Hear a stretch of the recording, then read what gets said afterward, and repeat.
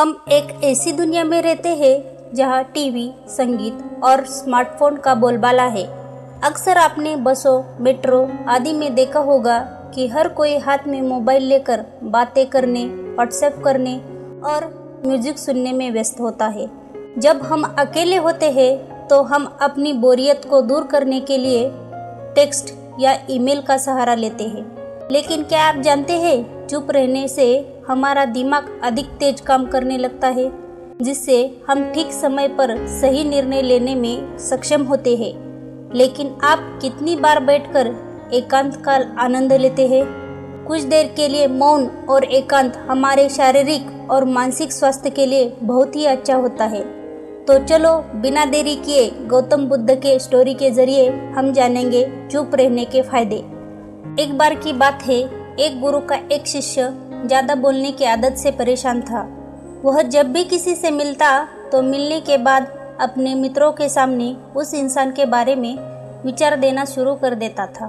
उससे कोई पूछे या ना पूछे, वह अपने आसपास की लगभग हर चीज़ के बारे में अपनी राय देता था।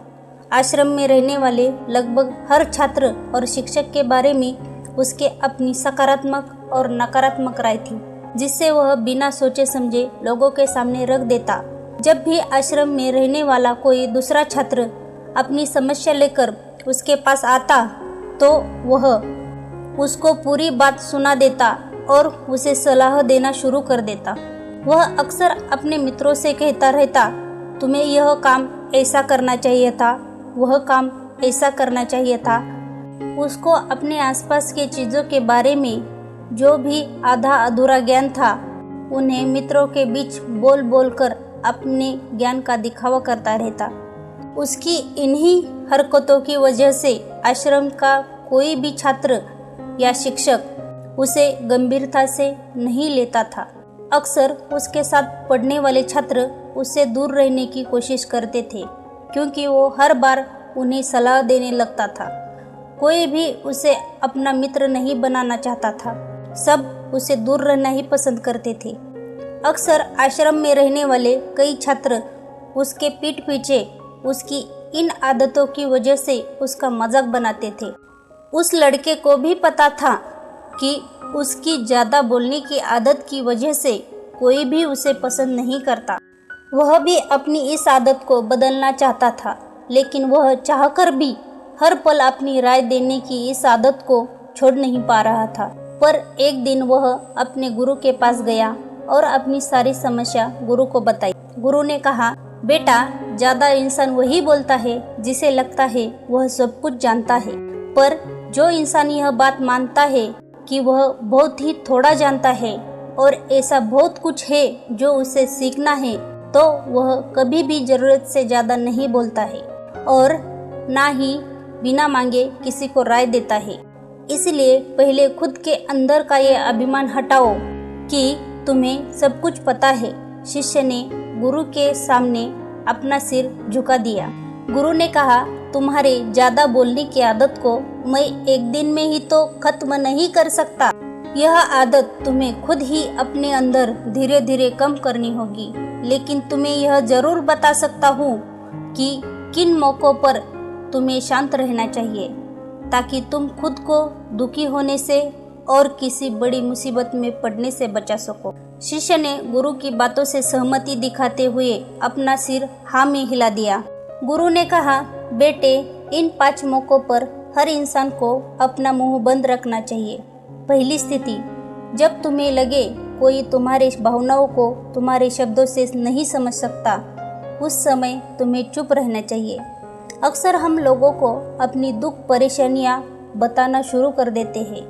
हमारे आसपास रहने वाले ज़्यादातर लोगों को इससे कोई मतलब नहीं कि हमारे जीवन में क्या गुजर रहा है।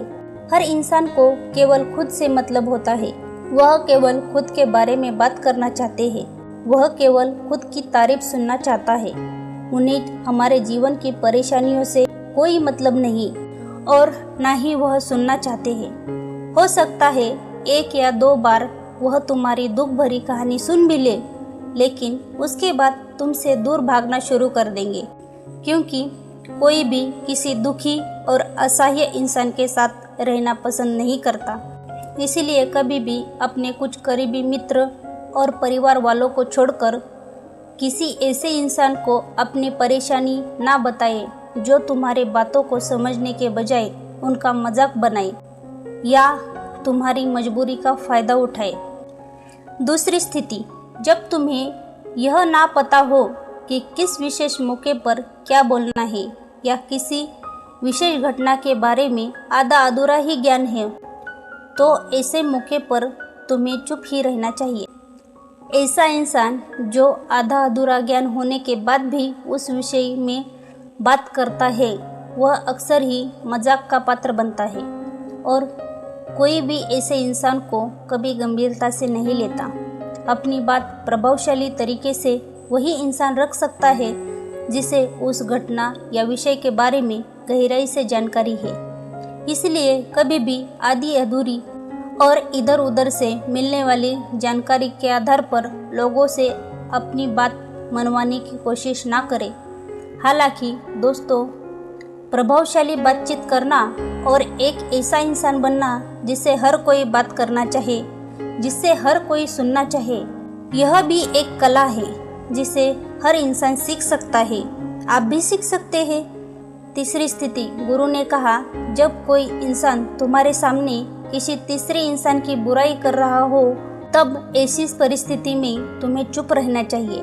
तुम्हें कभी भी ऐसी नकारात्मक बातचीत का हिस्सा नहीं बनना चाहिए, क्योंकि आज जो इंसान तुम्हारे सामने किसी तीसरे इंसान की बुराई कर रहा हो, वही कल किसी और के सामने तुम्हारी भी बुराई करेगा।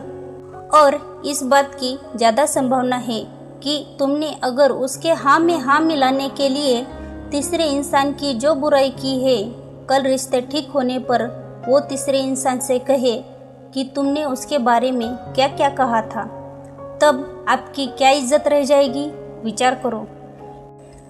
इसलिए जब भी कभी कोई किसी तीसरे इंसान की बुराई करे या उसके गलत समय का मजाक उड़ाए, तो तुम्हें बस उनकी बातें सुन लेनी है। आपको अपनी कोई भी राय वहाँ नहीं रखनी है। चौथी स्थिति, जब कोई तुम्हारे ऊपर गुस्सा करे और तुम्हें अपमानित करने की कोशिश करे, तब ऐसी परिस्थिति में तुम चुप रहकर सामने वाले के गुस्से को कम कर सकते हो और स्थिति को बिगड़ने से बचा सकते हो, क्योंकि क्रोध एक ऐसी मानसिक स्थिति है जो बुद्धि को हार लेती है।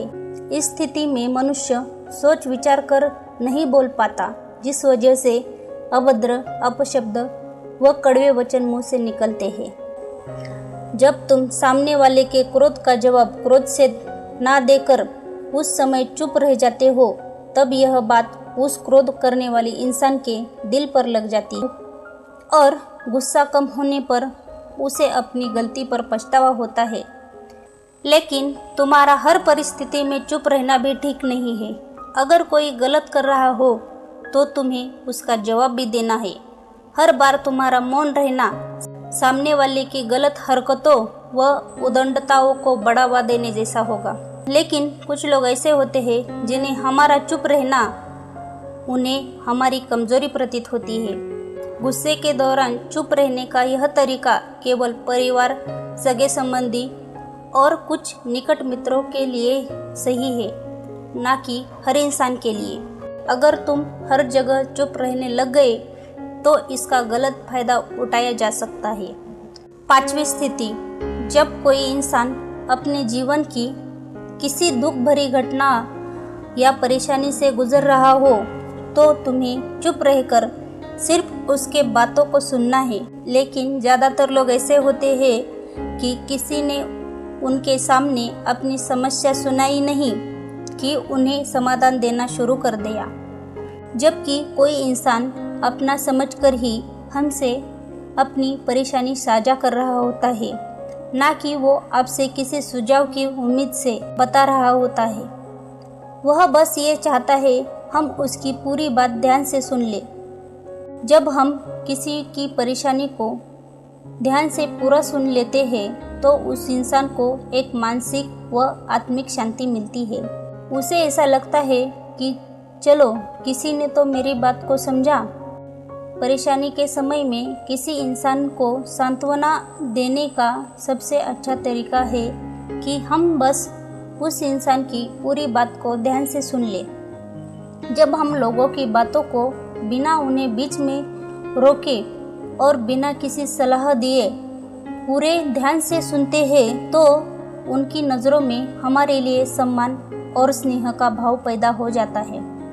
इसलिए जब कोई अपनी परेशानी आपसे बताए, बस उसकी बातों को ध्यान से सुन लेना, और जब वह तुमसे सलाह ना मांगे तो उन्हें किसी भी प्रकार की सलाह नहीं देनी है। गुरु ने कहा कि मेरी एक बात को हमेशा याद रखना, जब तुम कम बोलते हो लोग तुम्हारी तरफ ज़्यादा आकर्षित होते हैं कि तुम क्या हो और तुम क्या सोचते हो। शिष्य ने हाँ में सिर हिलाया। शिष्य अब गुरु की बातों को समझ चुका था कि किन किन परिस्थितियों में शांत रहना है। अगर आपको ये वीडियो अच्छा लगा हो तो एक लाइक तो बनता है। Thanks for watching video. Stay connected, stay motivated. मिलते हैं अगले वीडियो में। Till then, bye bye.